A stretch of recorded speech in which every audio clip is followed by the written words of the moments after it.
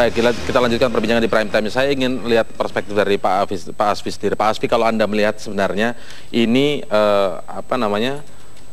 sebuah muncul tenggelamnya lagi, ini dimanfaatkan secara politis atau sebenarnya memang ada niat dari kelompok tertentu yang ingin mengegolkan bahwa nama mantan Presiden Soeharto ini menjadi seorang pahlawan?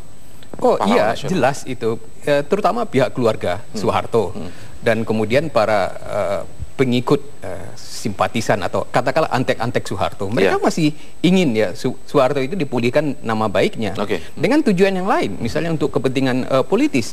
Kita tahu bahwa anak Soeharto pun ada yang membuat partai politik misalnya. Itu sejalan itu. Tapi yang di sisi yang lain ada tantangan atau penolakan dari juga sebagian masyarakat dan terbukti dari berbagai kesempatan itu ditolak dengan sangat keras.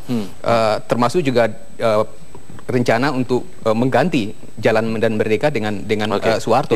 Itu berulang-ulang terus. Tapi Anda melihat ini ada di momen-momen tertentu muncul lagi. Menurut Anda ini politis tidak kemudian? Iya, jelas itu politis. Penolakan itu politis, usulan itu juga politis. Tapi tidak masalah gitu, karena ini akan juga membuat masyarakat itu menjadi ingat, tidak menjadi lupa dengan persoalan ini. Ini juga sangat penting. Oke, Bang Fahri tadi menolak ini disebut politis. Tapi mungkin kalau memang kemudian niatnya tidak politis dan ingin benar-benar memberikan gelar kepada pahlawan kepada Soeharto, kemudian pendekatan rekonsiliasi tadi. Kalau rekonsiliasi disebutkan Bang Adian tadi, harus kepada korbannya terlebih dahulu sebenarnya. Kalau saya kan mengatakan kemungkinan, saya tidak mengontak Pak Prabowo tentang statement itu. Kemungkinan pikiran dia tentang gelar itu didrive oleh pikiran tentang rekonsiliasi. Saya bilang begitu. Lalu kemudian kalau ada orang mengusulkan, ya dalam undang-undang semua orang boleh mengusulkan siapapun.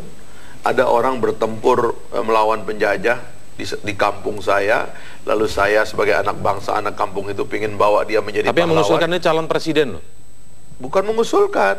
Yang menjanjikan atau akan memperjuangkan. Itu nanti tugas dia sebagai presiden di ujung, karena dia bisa menjadi bagian dari dewan tanda gelar tanda jasa tadi itu di ujung. Tapi ini prosesnya dari bawah.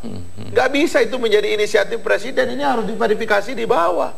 Lolos di kabupaten, lolos di provinsi, ada tim yang dibentuk di kabupaten, tim dibentuk di provinsi, lolos di Kementerian Sosial, ada tim yang dibentuk di Kementerian Sosial, baru masuk kepada dewan tadi itu tanda jasa tadi. Baru presiden bisa masuk ke situ gitu loh. Jadi ini proses, sistemnya ada dan itu secara demokratis semua orang boleh menggunakannya dan nanti kemudian record. Jadi maksudnya memperjuangkan juga belum tentu bisa berhasil. Itu ada prosesnya. Di dalam demokrasi ini kan kita tidak lagi memberikan kewenangan kepada satu orang. Nggak begitu. Demokrasi ini selalu ada sistemnya. Kalau Anda masih berkuku bahwa ini politis tidak? Ini politis dan memang jadi lucu kalau dibilang oleh Fahri tadi. Jadi Prabowo akan memperjuangkan usul yang dia sampaikan. Kira-kira seperti itu. Jadi bingung juga sih yang menyampaikan dalam bahasa Indonesia seperti apa. Tapi jelas ini muatannya politis. Dia sampaikan pada saat dia bertemu dengan sekian banyak orang, berbicara tentang banyak hal yang terkait dengan kampanyenya. Tidak mungkin kita bilang ini tidak politis. Mau berputar-putar ngutip teori manapun, politis mah politis aja. Itulah. Nah, artinya ketika dia berbicara dalam kepentingan politik, ini tidak semata-mata kita katakan didasari oleh ketulusan hati, kebaikan jiwa dan sebagainya, tidak. Tapi kepentingan. Jadi maksud Anda untuk meraih suara saja? Untuk keuntungan dirinya. Oke, nanti kita lanjutkan lagi perbincangan di Prime Time News. Tetaplah bersama kami pemirsa di Prime Time.